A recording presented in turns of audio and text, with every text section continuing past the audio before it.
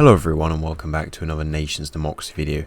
It's been a while, but now I'm chasing for views again, and the series seems to be quite popular compared to my previous video about a tier list with UK Prime Ministers. Please watch that. The democracy we'll be looking at today is the German Federal Republic, or if you're normal, Germany. So Germany, or the German Federal Republic, is a country that's made of 13 states and 3 city-states. The 13 states are Schleswig-Holstein, Mecklenburg-Vorpommern, Brandenburg, Saxony-Anhalt, Thuringia, Bavaria, Baden-Württemberg, Hessen, Rhineland-Palatinate, Saarland, North Rhine-Westphalia, and Lower Saxony. The 3 city-states are Berlin, Bremen, and Bremerhaven, and also Hamburg. The voting system of Germany is personalized proportional representation, where there are 2 votes. One is for the individual candidate, and one is for the party list. The elections happen every 4 years, and coalitions in those elections are likely to happen. And now let's move on to the political parties. The first political party has the most seats in the Bundestag is the SPD, or the Social Democrats. This party is obviously a centre-left party that supports social democracy, workers' unions, and all that kind of like traditional Western socialist, centre-left stuff like, the Labour Party in the UK. The leader is the current Chancellor Olaf Scholz, and in the Bundestag they have 206 out of 736 seats. Now we're going on to the Conservative Union, or the CDU. Now before I talk about this party, you might see, if you see the name of the CDU, you might see it next to CDU/CSU. The reason for this is the CDU is basically just a CDU but in Bavaria. Bavarians like to be weird like that. They like to be separate from being actually German, so they want their own kind of conservative party. Now the CDU is another major party, as before the 2021 election they had been ruling for 16 years under their former leader Angela Merkel. As said before, they are a Christian conservative party that supports big business, lower taxes. This is the usual for a Western centre-right party. Their leader is Friedrich Merz, and in the Bundestag they have 152 out of 736 seats, and for the CSU they have 45 out of 736 seats. The next party is the Alliance 90, or the Greens. Now unlike the UK, the Greens are far more popular, as they are the third most popular party in the Bundestag. Now the Greens are obviously progressive and stand for green politics like reaching net zero and the expansion of renewable energy like wind and solar power. The leader is now Ricarda Lang and Omid Nouripour. I know before it was Alina Baerbock, but now she's not the leader anymore. No idea why. In the Bundestag, they have 118 out of 736 seats. The next party is the Fdip, which is the Liberals.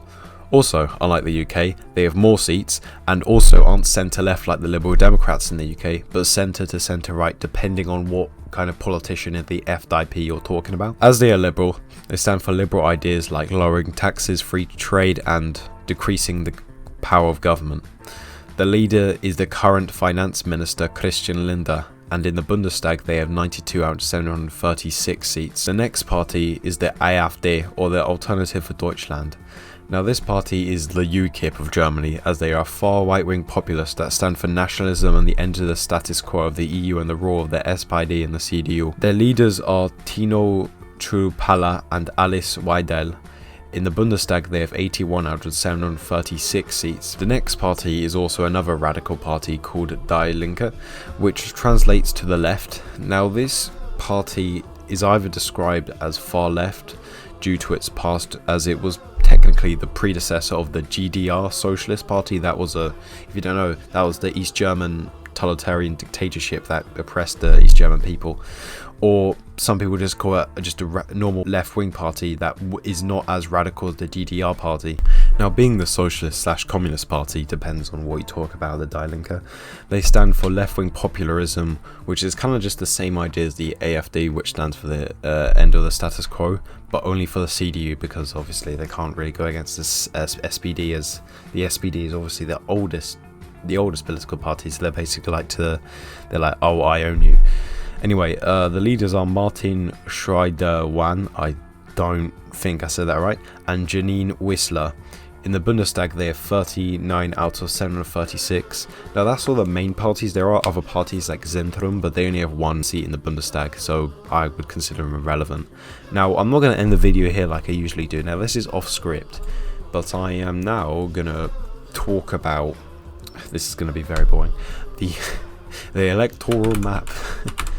So let me just get off Audacity and let's go to OBS. So on this electoral map, this is from the 2021 map, you see that the majority of Saxony vote AFD. Now, I would understand this is I know, I'm not going to say this is acceptable, but I understand this because basically they were under the GDR. And they were like kind of going back because apparently the Westerners just laughed at them. They're like, oh, fuck you then. And then that's why also Thuringia is also kind of voting AFD, and a bit of Saxony and Holt's also voting AFD because they're like, well, if you're going to laugh at me, screw you guys. Now also, yep, Bavaria is just full of CSU, always just full of CSU. Baden-Württemberg is mostly CDU, but there's also some green stuff, I think, because the west is more likely to vote green and the east is more likely to vote either conservative in like some bits, AFD, or SPD. So yeah, and in the more west bits is kind of just mixed. There is mostly conservative, but there's also a little bit of SPD, but also greens. There's just random green bits everywhere. Anyway, thank you for watching, and goodbye.